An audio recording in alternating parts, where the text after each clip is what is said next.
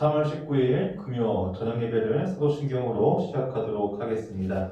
전능하사 천지를 만드신 하나님 아버지를 내가 믿사오며 그 외아들 우리 주 예수 그리스도를 믿사오니 이는 성령으로 잉태하사 동정녀 마리아에게 나시고 본디오 빌라도에게 고난을 받으사 십자가에 못 박혀 죽으시고 장사한 지 사흘 만에 죽은 자 가운데서 다시 살아나시며 하늘에 오르사 전능하신 하나님 우편에 앉아 계시다가 저리로서 산자와 죽은 자를 심판하러 오시리라. 성령을 믿사오며 거룩한 공예와 성도가 서로 교통하는 것과 죄를 사하여 주시는 것과 몸이 다시 사는 것과 영원히 사는 것을 믿사옵나이다. 아멘. 우리 함께 찬양하도록 하겠습니다. 찬송가 312장입니다. 너 하나님께 이끌리어.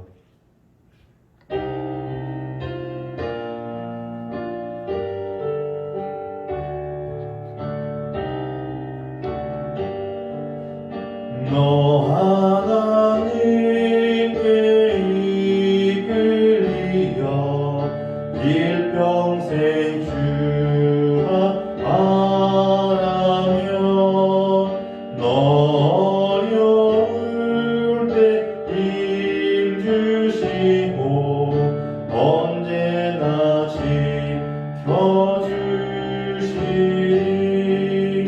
주 크신 사랑 믿는 자 그 반석 위에 서리. 1절입니다. 너 하나님께 이끌리어 일평생 주가 바라며 너 어려울 때 힘주시고 언제나 지켜주시니. 주 크신 사랑 믿는 자 그 반석 위에 서리라. 너 설레임 바다 된 곳 희망 주 기다리면서 그대로 오신 주의 때가 사랑에 만족하여라. 우리를 불러주신 주 마음에 소원하신다. 주 찬양하고 기도하며 내 몸부니 써나라. 주 약속하신 모든 은혜 내게서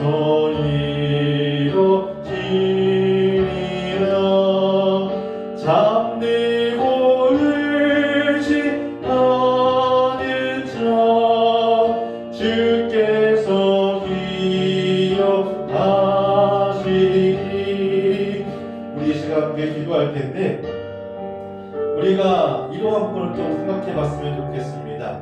우리가 너무나 힘들고 어렵고 그리고 너무나 낙심 가운데 빠져 있을 때 하나님은 왜 이렇게 우리에게 내 상황과 형편에 맞지 않는 말씀을 주시면서 그 말씀에 순종하고 그리고 그 말씀대로 살아가라 라고 그렇게 말씀하실까요? 이유는요 하나입니다. 우리가 보기에는 내 상황과 내 형편만을 돌아봤을 때는 절대 이길 수 없을 것 같아 보이지만 그리고 어떠한 이익도 어떠한 유익도 나에게 오지 않을 것 같아 보이지만 그게 아니라는 것입니다. 더 크고 더 좋은 것이 우리에게 예비되어 있기 때문입니다. 주님은요 전지하신 하나님이십니다. 주님은 모든 것을 다 알고 계시고 또 모든 것을 다 보시는 분이 바로 주님이십니다. 우리의 모든 상황과 우리의 모든 형편을 다 알고 계시는 분이 바로 주님이시고 우리가 그러한 환경과 그러한 상황 속에서도 주님의 말씀에 순종하고 그 길을 걸어갈 때에 우리에게 복된 앞날이 예비되어 있다는 것을 이미 보신 분이 바로 주님이십니다. 그렇기 때문에 우리의 상황과 환경을 다 아시면서도 주님은 우리에게 그 길을 걸어가라고 명령하시는 것입니다. 그렇기 때문에 우리 함께 기도할 때 주님, 내 상황과 내 환경만 바라보지 않고 주님께서 말씀하실 때에 하나님 그 복된 그 예비된 그 은혜를 받아 누리기 위해서 주님의 그 말씀에 순종할 수 있는 그 믿음과 그 신앙과 그 삶을 우리에게 달라고 우리 함께 기도하도록 하겠습니다. 아버지 예수를 막아서 아버지 우리가 주님의 그 말씀과 아버지 주님을 막아서 주님의 그 명령에 순종할 수 있는 아버지 그 믿음과 그 신앙을 우리에게 허락하여 주시옵소서. 하나님 내 상황과 내 환경을 보는 것이 아니라 아버지 우리가 주님의 그 말씀에 들어갈 때 주님의 그 말씀에 순종했을 때에 아버지 주님 그 말씀대로 아버지를 걸어갈 때에 우리에게 예비하신 하나님 그 놀라운 은혜와 놀라운 축복과 아버지 그 놀라운 아버지 놀라운 그 사랑을 우리가 바라보면서 아버지 소망을 품고 나아갈 수 있도록 아버지 우리에게 용기와 아버지 능력과 아버지 그 힘을 우리에게 허락하여 주옵소서. 우리에게 믿음을 허락하여 주시옵시고 아버지 우리가 그 길을 걸어갈 수 있도록 하나님 나와 함께 동행하여 주시옵시고 아버지가 힘들어버릴 때마다 주께 일으켜 세워주시고 끌어주시고 밀어주셔서 아버지 그 길을 온전히 나갈 수 있도록 주여 축복하여 주옵소서. 아버지 힘들고 어렵지만 낙심되지만 좌절했지만 아버지 포기하고 싶지만 아버지 꿋꿋하게 걸어가서 아버지 그 너머에 주께서 예비하신 아버지 그 놀라운 그 축복과 아버지 그 은혜와 하나님 그 놀라운 그 사랑을 경험할 수 있는 아버지 그런 복된 일을 드릴 수 있도록 아버지 우리 축복의 이름 주님 허락하여 주시옵소서. 주님 감사합니다. 아버지 감사합니다. 하나님 주님께서 예비하신 그 놀라운 은혜와 하나님의 그 사랑과 그 축복을 거머쥘 수 있도록 하나님 내 형편과 내 상황을 하나님 고려하지 않고 주님께서 말씀하시고자 또 주님께서 걸어가라고 말씀하시는 대로 하나님 우리가 순종하며 따라갈 수 있는 그런 복된 믿음과 그 신앙을 우리에게 허락하여 주시옵소서. 아버지 그리하여서 하나님 주님께서 예비하신 저 너머에 주님께서 준비하신 아버지 그 놀라운 하나님의 그 축복과 그 선물을 우리가 그 삶 속에서 누릴 수 있는 그런 복된 영혼들이 될 수 있도록 주님 함께하여 주시옵소서. 예수님의 이름으로 기도했습니다. 아멘. 함께 말씀 읽도록 하겠습니다. 출애굽기 7장 8절부터 13절까지의 말씀입니다. 출애굽기 7장 8절부터 13절까지의 말씀 우리 함께 읽도록 하겠습니다. 여호와께서 모세와 아론에게 말씀하여 이르시되 바로가 너희에게 이르기를 너희는 이적을 보이라 하거든 너는 아론에게 말하기를 너희의 지팡이를 들어서 바로 앞에 던지라 하라. 그것이 뱀이 되리라. 모세와 아론이 바로에게 가서 여호와께서 명령하신 대로 행하여 아론이 바로와 그의 신하 앞에 지팡이를 던지니 뱀이 된지라. 바로도 형님들과 마술사들을 부르매 그 애굽 요술사들도 그들의 요술로 그와 같이 행하되 각 사람이 지팡이를 던지매 뱀이 되었으나 아론의 지팡이가 그들의 지팡이를 삼키니라. 그러나 바로의 마음이 완악하여 그들의 말을 듣지 아니하니 여호와의 말씀과 같더라. 아멘. 오늘은 이 출애굽기 7장 8절부터 13절까지의 말씀을 가지고 명령하신 대로 행하라 라는 제목으로 함께 말씀을 좀 나눠볼까 합니다.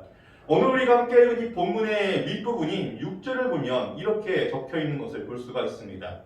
모세와 아론이 여호와께서 자기들에게 명령하신 대로 행하였더라. 이 말씀은 모세의 인생에 있어서 가장 중요한 말씀입니다. 왜냐하면 이 말씀을 기준으로 모세의 인생이 완전하게 하나님의 말씀에 순종하는 사람으로 변했기 때문입니다. 그렇다면 이 말씀 이전에는 과연 모세는 하나님의 말씀에 순종하던 사람이 아니었느냐? 아니요. 하나님의 말씀에 순종했던 사람이었습니다. 다들 아시는 것처럼 그냥 순종한 것이 아니었습니다. 하나님께서 무엇을 하나 시키기만 하면요 항상 말이 너무나도 많았습니다. 그리고 하나님 앞에 항상 변명과 핑계가 항상 뒤따랐던 사람이 바로 이 모세였습니다.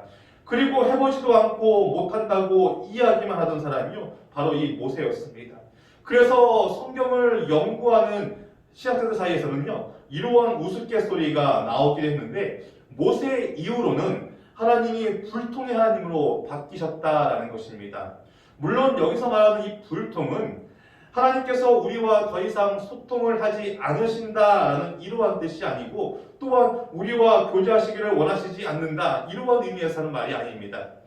모세 때까지만 해도 하나님은 인간의 의사를 상당히 존중해 주셔서 이런저런 이야기를 다 들어주셨는데 모세 이후로는요 일방적인 통보용으로 바뀌셨다라는 것이죠. 왜요? 모세한테 너무나 뒤었기 때문에 그렇다라는 것입니다. 이게 들어주니까요 한도 끝도 없다라는 것입니다. 그래서 모세를 기준으로 더 이상 우리의 의사는 반영하시지 않으시고 일방적으로 이렇게 하라라는 통보형으로 바뀌었다라는 것이죠. 어찌됐든 이러한 모세의 모습은요 우리에게도 너무나 자주 나타나는 그러한 모습이기도 하지 않습니까? 우리가 하나님의 말씀을 듣고 묵상할 때는 하나님의 그 말씀이 맞다라고 우리는 그렇게 생각을 합니다.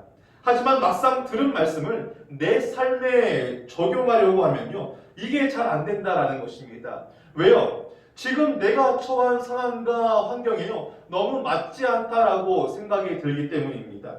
구구절절의 말씀이 다 맞지만 하나님의 그 말씀대로 실천하기에는요 나에게 시간이 부족하고 형편이 힘들고 그리고 건강이 좋지 않고 내가 지금 당장 해야 할 일들이 너무나 많고 등등등 이러한 것들이 너무나 많다라는 것이죠. 그래서 쉽사리 들은 말씀대로 그리고 내 삶의 실천으로 옮기는 것이 너무나 힘이 들다라는 것입니다.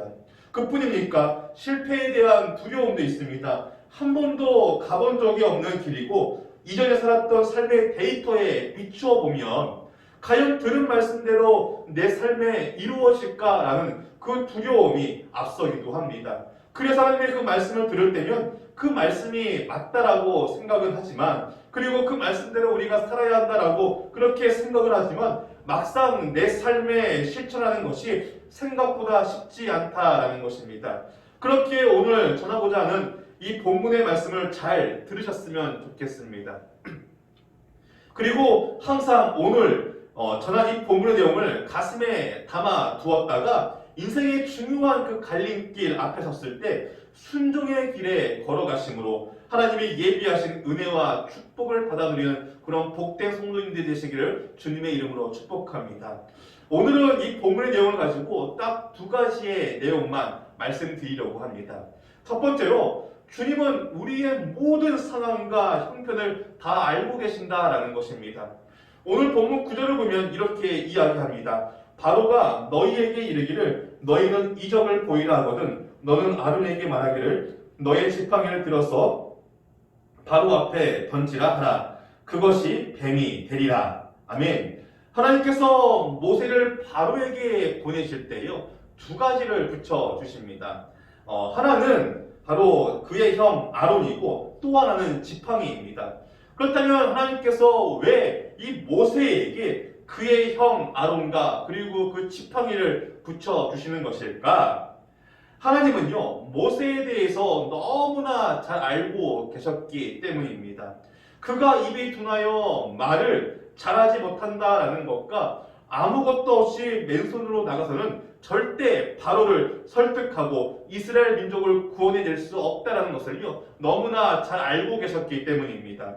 그래서 하나님은요 그러한 모세에게 말을 잘하는 그의 형 아론을 붙여주셨고 또한 하나님의 그 능력의 상징인 지팡이를 손에 쥐어주신 것입니다. 하나님은요 우리의 모든 상황과 형편을 너무나 잘 알고 계십니다. 마태복음 10장 30절을 보면요 이렇게 적혀있죠. 너희에게는 머리털까지 다 세신 바 되었으니 이 말이 가지고 있는 의미가 무엇이냐? 나도 잘 알지 못하는 나를 그 어느 누구보다도 가장 잘 아시는 분이 여호와 하나님이라는 것입니다. 그뿐이니까 마태복음 1장 22, 3절을 보면요 하나님이 어떠한 분인가에 대해서 이렇게 말씀하고 있는 것을 볼 수가 있는데 보라 처녀가 잉태하여 아들을 낳을 것이요 그의 이름은 임마누엘이라 하리라 하셨으니 이를 번역한즉 하나님이 우리와 함께 계시다 함이라. 하나님을 어떻게 설명하고 계시느냐? 임마누엘이 하나님이라고 그렇게 이야기하고 설명합니다. 그러면 임마누엘이 가지고 있는 이 뜻은 무엇이냐? 다들 잘 아시는 것처럼 우리와 늘 함께 하시는 여호와 하나님이라는 그러한 뜻을 가지고 있습니다. 그리고 이사야 62장 1절을 보면요 나는 시온의 의가 빛같이 예루살렘의 구원이 햇불같이 나타나도록 시온을 위하여 잠잠하지 아니하며 예루살렘을 위하여 쉬지 아니할 것인지이라고 그렇게 적혀 있죠. 하나님은 무엇을 위하여 잠잠하지 않으시며 또한 무엇을 위하여 쉬지 않으신다라고 말씀하십니까? 예루살렘을 위하여, 즉 당신을 믿고 따르는 우리를 위하여 잠잠하지 않으시고요, 또한 쉬지 않으시겠다라고 그렇게 말씀하십니다. 그렇기에 생각해 보시기 바랍니다. 나를 위하여 쉬지도 않으시는 여호와 하나님께서 늘 나와 동행을 하시는데, 그리고 나보다 나를 더 잘하시는 그 여호와 하나님이라고 말씀하시는데, 우리의 상황과 우리의 형편을 잘 몰라서 나에게 내가 걷기 힘든 이 길을 걸어가라 라고 그렇게 말씀하신다? 그것은 말도 안 되는 이야기다라는 것이죠. 하나님은요, 우리의 모든 형편과 상황을요 너무나 잘 알고 계시는 분이십니다. 우리가 가장 연약한 부분이 무엇인지, 그리고 우리가 가장 두려워하는 것이 무엇인지, 이것을 어느 누구보다도 잘 알고 계신다라는 것입니다. 그렇다면 하나님은 나의 이런 모든 상황과 그리고 이런 모든 형편을 다 아시면서 왜 우리에게 지금 내가 처한 이 상황과 환경에서 벗어난 힘들고 그리고 어려운 그 길을 걸어가라고 명령하시는 것일까요? 그 이유는요, 하나님은 그 모든 결과를 다 알고 계시기 때문입니다.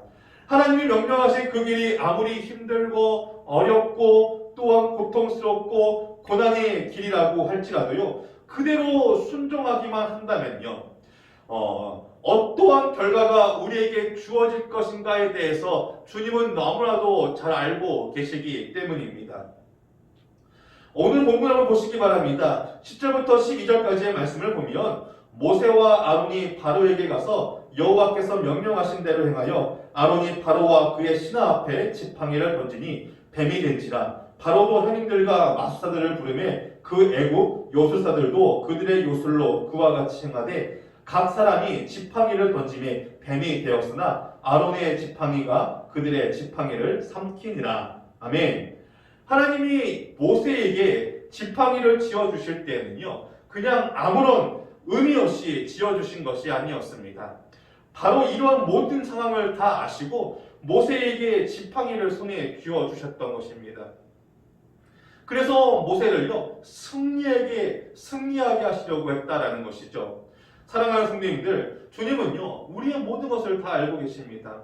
당신의 말씀에 순종함으로 우리가 나아갔을 때 우리 삶에 어떠한 결과가 나타날지를요, 주님은 너무나 잘 알고 계신다라는 것이죠. 그렇기에 그 모든 결과를 너무나 잘 알고 계시기 때문에요, 우리의 상황과 그리고 우리의 형편이 주님의 말씀대로 순종하기 힘들고 어려운 부분이 있다는 것을 잘 알고 계시지만, 그래도 주님은요, 우리에게 그 길을 걸어가라 라고 명령하신다라는 것입니다.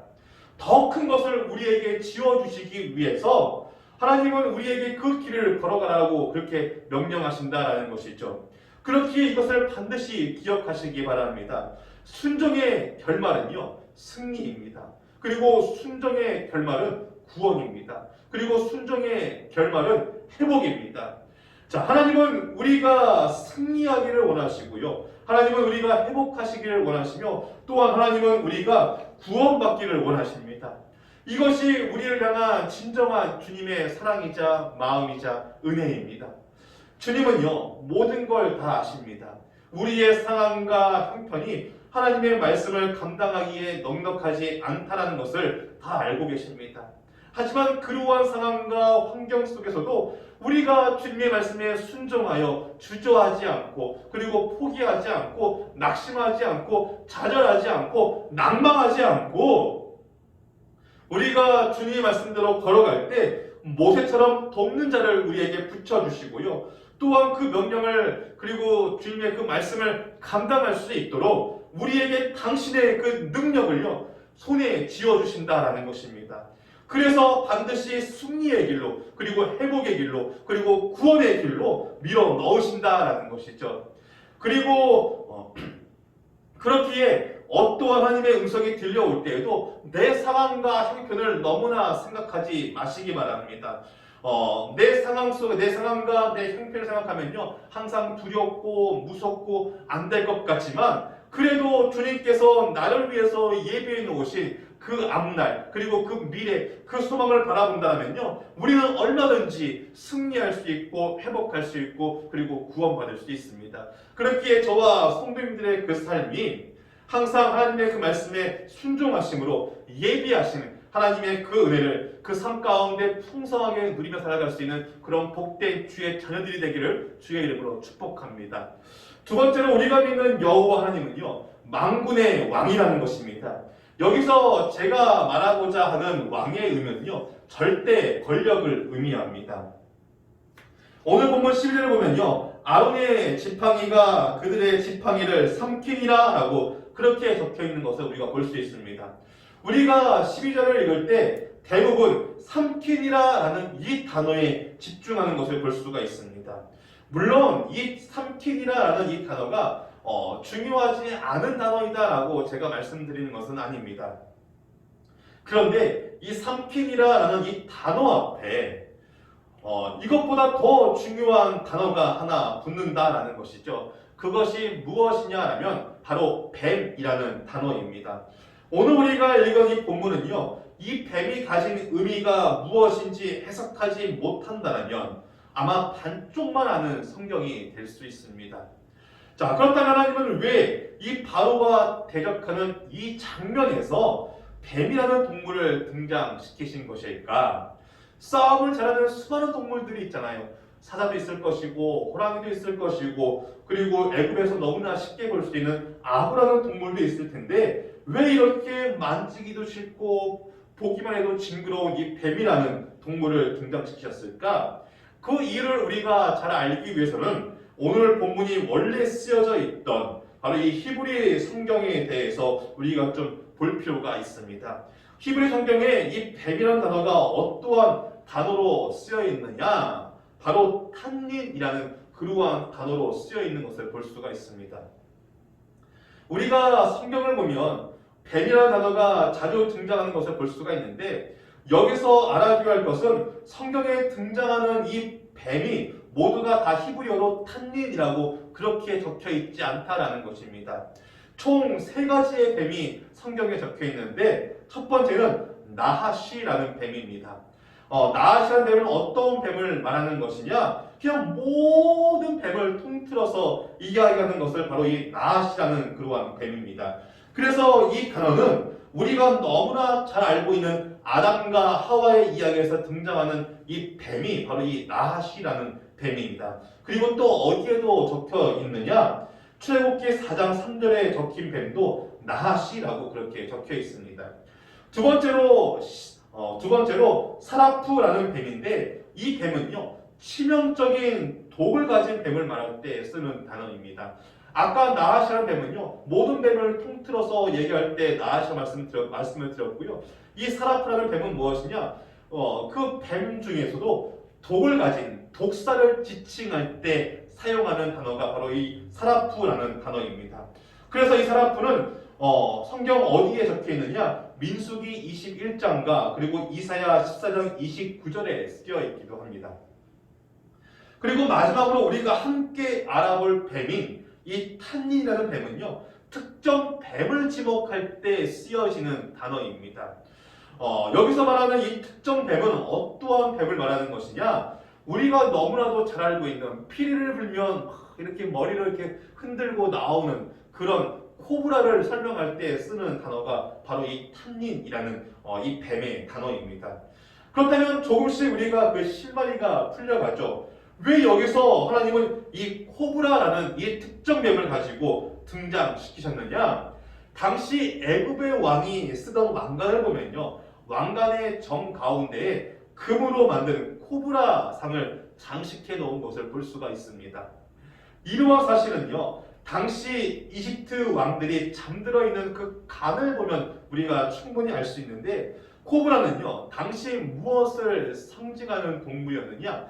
애굽의 왕권을 상징하는 동물이었습니다. 그리고 더 나아가서는요, 코브라는 누구를 지칭하는 뱀이기도 했느냐? 바로 애굽의 바로 왕을 지칭하는 그러한 동물이기도 했습니다.